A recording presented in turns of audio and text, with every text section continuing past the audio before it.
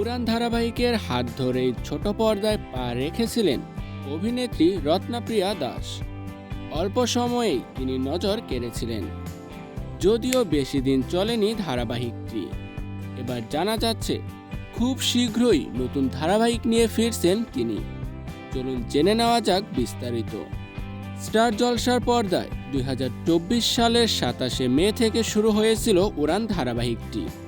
এই ধারাবাহিকের মাধ্যমে বেশ নজর কেড়েছিল প্রতীক রত্নাপ্রিয়া জুটি।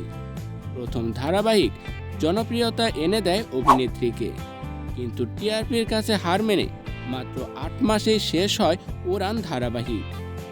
উড়ান ধারাবাহিক বন্ধ হওয়ার পর জি বাংলায় দাদামণি হয়ে ফিরছেন অভিনেতা প্রতীক সেন। এবার স্টার জলসার হাত ছেড়ে তিনিও আসছেন জি বাংলায়। এই চ্যানেলের নতুন ধারাবাহিকের অফার গিয়েছে অভিনেত্রী রত্নাপ্রিয়া দাসের কাছে এবং তিনি তাতে রাজি হয়েছেন বলেই সূত্রের খবর। রত্নাপ্রিয়ার বিপরীতে দেখা যেতে পারে ছোট পর্দার এক জনপ্রিয় অভিনেতাকে।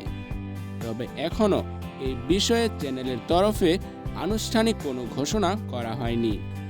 তো ভিউয়ার, ভিডিওটি ভালো লাগলে অবশ্যই একটি লাইক, শেয়ার, কমেন্ট করবেন এবং ফলো ও সাবস্ক্রাইব করে পাশে থাকবেন। ধন্যবাদ।